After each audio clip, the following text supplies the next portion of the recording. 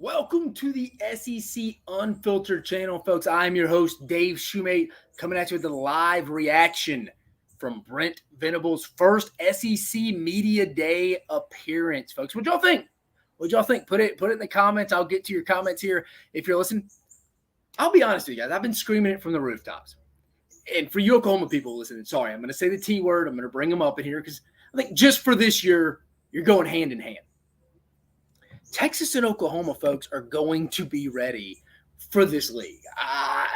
Again, I don't think they're going to consistently both be 8-4 teams like people are thinking. Are they maybe going to have an 8-4 season every now and then? Sure. I think this year Oklahoma lines up with that because the schedule's so difficult. They're breaking in a new starting quarterback. They got to replace 5 to 6 contributors on the offensive line. I think this year could be 8-4 for Oklahoma. But guys, both these rosters for Texas and Oklahoma specifically are built to win in the SEC. The question is, how is Oklahoma going to be ready for the SEC?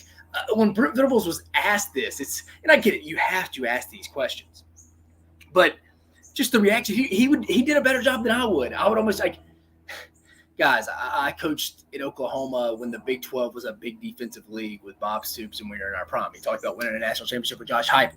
He was there forever with Bob Stoops. Went to Clemson and had one of the better defenses I can remember in a while in 2018 with Christian Wilkins,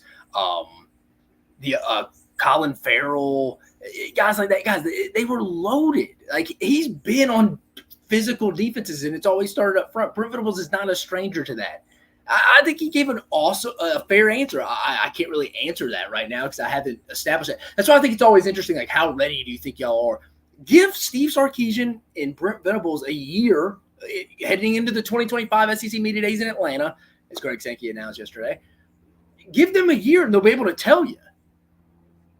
I think we're asking that a little too early. And he admitted it's a line of scrimmage league. He's aware of that, folks. He's aware of that. The guy's coached, like I mentioned, tremendous defenses before at Oklahoma prior with Bob Stoops, and then at Clemson with Dabo Swinney. He's been around good defenses, guys. And then they asked him a question about how is he going to compete in Dallas with other SEC schools like Texas A&M and through in Arkansas now. Somebody asked that. And I'm like, guys, recruiting isn't just limited to conferences. Everybody recruits Dallas if you're in that footprint, if you're in the Southwest geographical footprint. It's why they used to play in the Southwest League, Southwestern Conference. Like, some of these questions, it's like Oklahoma just started playing football yesterday, folks. Which is he even answered that a little bit. Like, well, we've recruited against them all 3 years I've been here now. Like, what are you talking about? Like, again, remember, guys, I worked in college football. If you're not familiar, Dave Shumate, your host here. I worked in college football for 9 years, 7 in the Southeastern Conference. I'm telling you, recruiting battles are not limited to conferences. In the state of Alabama, there's a lot of Alabama-Auburn battles. In the state of Georgia, every Southeastern team comes here. Georgia, Bama, Auburn, Georgia. Auburn treated it as an in-state, but Georgia's an in-state territory, essentially, recruiting area when I was there. I remember when I was at Texas A&M. Oklahoma fans remember Deshaun White, the linebacker, ended up being a pretty good player, played for Lincoln Riley. One of the few bright spots on those defenses. It came down to Texas A&M and Oklahoma. And if Kevin Sumlin isn't fired, Deshaun White probably signs with Texas A&M in the 2018 class. Like, that was a battle back and forth. I remember always doing projects for Terry Price, rest in peace, about, hey, like, because that was his area and he recruited him. We need to get ahead of Oklahoma. Like, what can we use? And we'd always use the NFL first-round draft pick stat against the Big 12. It'd been like 15 years since the Big 12. This was in 2018. Let the year go back. In 2018, it'd been like 15 to 16 years since the Big 12 as a conference had a first-round defender drafted. A first-round NFL defender drafted out of that league. It'd been like 15, 16 years. So we'd always use that. Again, it's not just graphical.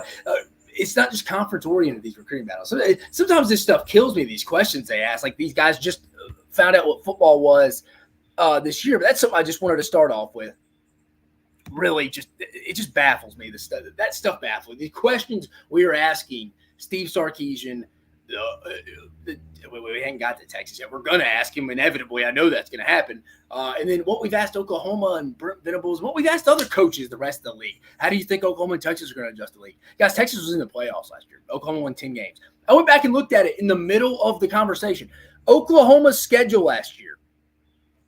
Oklahoma would have went 9-3. If you would have taken Oklahoma's schedule this year, and they played it last year, I know each season is a life and it has its own life and history of its own. I understand that. It's different. But if you had Oklahoma's schedule this year, that they had this year and they played it last year, they played Auburn, Alabama, LSU, Tennessee. If they would have played that last year, Oklahoma probably wins 9 games. I mean, seriously, they probably did. They beat Texas last year. Texas on the schedule. They would have beat Tennessee last year. They had beat Auburn last year. They'd have beat Arkansas. They don't play Arkansas this year. Who else is on that schedule? South Carolina. They'd have beat South Carolina last year. Ole Miss, toss-up. I'll probably even give the nod to Ole Miss. Missouri, toss-up. Let's just say Missouri wins that. Alabama at home. Let's just say they beat Alabama at home. And then LSU, that would have been a toss-up.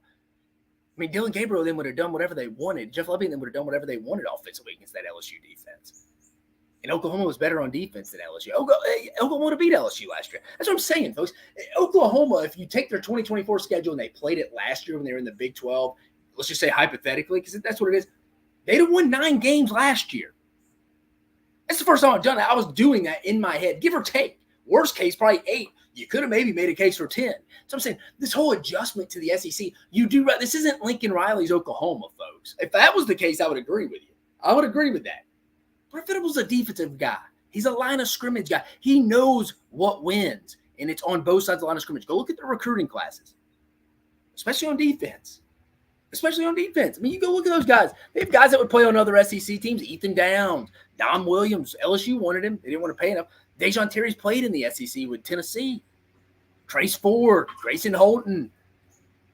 I mean, I got to keep going. The front 7-2 linebackers I like a lot. Danny Stutzman, one of the best players in the league. Kip Lewis, good player. What are we talking about? What are we talking about? Some other notes. Let's look through the notes here that he talked about before we get in the SEC rant. I thought he made a good point about Jackson Arnold. I used to hear this a lot in the football buildings. They said, hey, we kind of need to be the headlights for him. I know everybody's going to he'll be the easy target to blame, first-time starter, breaking in 5 to 6 new contributors on the offensive line. That's key. But we need to be the headlights for him. Brent Venables, he said. That's why they call us coach. He's right. You got to set him up for success. Yeah, and I think Seth Luttrell has a big impact on this entire SEC landscape because I was talking about during the Tennessee reaction. We're talking about that, obviously, Josh Heupel heading to Norman to face his old alma mater in the SEC opener. What would that mean? I think we got to factor in sometimes that this is a line of scrimmage league, and Brent Venables is fully aware of that. I mean, he's fully aware of that. So, I mean, they're going to set up that offensive line to play to Jackson Arnold's strength. They understand they're not going to go put him out there like that. And I think at times we got to factor in that, hey, on the coach's point, Seth Luttrell is going to have a massive impact on this league and Oklahoma in general because I think there's a lot of swing games in this league. And I think you kind of got teams like Oklahoma, A&M are kind of those teams that are kind of like, hey, if they're on your schedule, that could either really impact your schedule in a good way or a bad way from a strength of schedule standpoint. I mean, Oklahoma's on a lot of those mid-tier SEC teams, Tennessee, Missouri, Oklahoma. Ole Miss, Alabama. They're on all those schedules. Of those teams that are on that, I think, of that 3rd, 4th team race to get in the playoffs. So outside Georgia and Texas, who are Oklahoma both play. Like, that's what I'm saying. Oklahoma's here. It could really strengthen your schedule. Or if they're 6-6, 7-5, it could be a game where, I don't know. So Oklahoma's not going to be bad, folks. They built this roster up. Oklahoma's probably going to be even better than the roster will tell you because the schedule's so tough. I've said it. I think Oklahoma has a harder conference schedule than Florida. Florida gets the publicity because they have all 3 in-state teams in there, Miami, UCF, and Florida State. They play all 3 of them. Oklahoma didn't have that. They play Houston, Tulane. But the conference schedule, I'd give the nod to the Sooners. But again, I like that. They got to set up Jackson Arnold for success. Seth Luttrell's going to have a big impact not only at Oklahoma offensively, but in this league offensively. Trust me, folks. Trust me. You got to ask, should horns down be penalized? He gave a great answer. Whatever the rule is going to be, they're going to follow that. If you do it and you know it's going to be a penalty, that's on you. Again, I mean, these questions sometimes, what do you think he's going to say? He didn't care. I thought good question by, who was it, Emily Grace Mahorter, who works for the next round. The hiring of Curtis Lofton brought it similar to Alabama's GM, Courtney Morgan. He's more of kind of a mouthpiece communicator. But the University of Oklahoma announced a partnership with the Eagles salary cap guy, Jake Rosenberg. He left the Eagles after the 2014 draft to start his own company. So maybe a combination of Curtis Lofton as the GM and then doing some stuff with Jake Rosenberg. I mean, the AD made a statement about it. I mean, Joe Castiglione made a statement about this. So it'll be interesting. It's an athlete group that will be help the Sooners advise into the transition of a new NIL era. So it's something you hear all these kind of companies say that are in the NIL game, help them advise, help them set up plans. He gave a good answer. That you kind of needed that forward-thinking kind of standpoint of that it is key. You got to have some people that can get kids on campus, but you got to make sure you're getting the right kids from an evaluation standpoint. You got to have critical factors like size, speed, like length requirements. We always used to have that in every department I worked with, like size, athletic traits that you had to have to even, it was a non-negotiable. And then it got even factored into position-specific criteria. So stuff like that, do they fit our program? I know people are like, oh, culture's dead. These kids go to 3 or 4 schools in a year. Your culture for that season, it's like the NFL though, does matter. It does. Because everybody wants to win. Everybody wants to win. So until adversity kind of hits, everybody's kind of on the same page. And that's what's going to separate the good teams. I think that potentially Ole Miss's downfall. I don't think it is, but it could be. But again, the GM partnership with the Eagles, with Rosenberg, is that Jake Rosenberg and them? That'll be interesting. Again, nobody really knows. I mean, we all know the athletic revenue sharing is coming. It's going to come internally from these athletics departments, salary cap, contracts. I think that's coming up on the horizon. I think we can all agree with that if you followed college football or college athletics at all here recently. I think I like this though. I'm interested to see how this plays out. I think this is a little bit more of a startup company that I think is not going to have as big of an impact as a lot of people think publicly from talking to people who are familiar with Jake Rosenberg and them. It's kind of getting off the ground. So we'll see. Maybe if they have success with Oklahoma, that'll help them branch out to other teams. And finally, he talked about his new DC, Zach Alley, young cat, started as a freshman and student worker at Clemson. Knew him. His dad played at Clemson. Young coach coming from Jacksonville State, was Rich Rodriguez's DC for the Gamecocks. I think this guy's going to be pretty good. I think he's going to be very similar to Glenn Shumate. He's going to be similar to how Glenn Shumate is to Kirby Smart. Because remember, Kirby Smart was a DC at Alabama. Glenn Shumate started off as a young student assistant at Alabama. He would go teach the newcomers the defense. Zach Alley did similar things at Clemson for Brent Venables. Like, hey, you take the young kids, the freshmen, teach them the defense one-on-one. That's what Glenn Shumate did at Alabama to guys like C.J. Mosley, Reggie Ragland, guys like that Alabama fans are accustomed to, the inside backers. I mean, Oklahoma has a great one too, and Danny Stutzman. But I think Zach Alley's going to be that young up-and-comer guy, similar to what Glenn Shumate is to Kirby Smart, if you're looking for an analogy or a comp or a comparison out there. So I think I like what Zach Alley does. I've only heard phenomenal things from people at Jacksonville State. That's really all. I mean, from a standpoint of what Brent Venables discussed, I mean, it's really it for the most part. Thought it was a good job. He's ready for the SEC, folks. He handled it awesomely, I thought. A lot of people thought he would be long-winded. No, I thought he was pretty cool, calm, collected, answered them to the point. Again, he wasn't long-winded, did a phenomenal job answering questions that I think some of the questions are just so mundane and boring. I'll be honest with you. It's just kind of like horns down. What do you think about that as a penalty? He doesn't care, dude. He's worried about what he's going to run on 3rd and 8, what him and Zach Alley are talking about on the headset. That's what he's worried about. Again, I thought the Jackson Arnold question was awesome. We got to be his headlights. They call us coach for a reason. They got to set him up for success. Seth Luttrell, that's on you. Yeah, I mean, let's show this. Naza K-Main, appreciate the comment there. He said it was the most concise I'd ever seen him. I would agree. I thought he was the most impressive guy I've seen so far. I mean, that's nothing against Kirby Smart. I mean, Kirby Smart is who he is. That's nothing against Josh Heupel, Brian Kelly, Shane Beamer, Clark Lee, Link, any of those guys that came up. But I was very impressed with Brent Venables.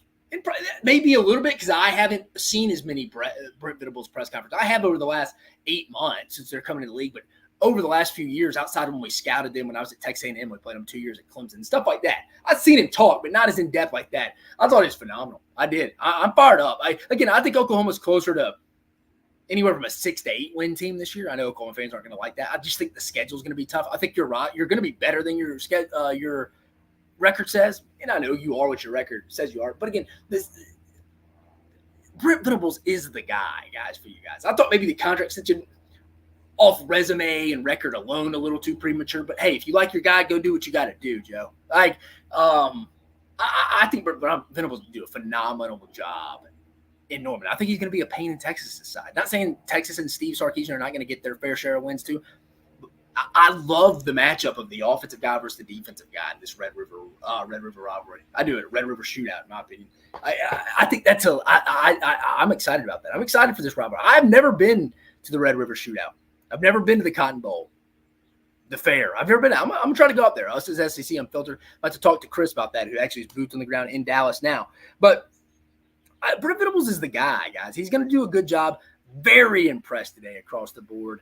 Like you said, they're ready for the SEC. They built the roster through the line of scrimmage. They're forward thinking. They're ahead of the game. The record may not show this year, but it's going to pan out. Watch the Sooners. I think they're going to be closer 7-8 wins this year, maybe 6. Depends injuries and stuff like that. But again, for the future, I like the Sooners. I really do.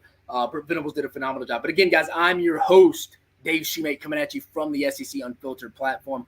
We are reacting to all the coaches' SEC Media Days. We've had 3 today so far. Kirby Smart, Josh Heupel, Brent Venables. We're talking about this one. We got one more in Eli Drinkwitz, the Missouri head coach.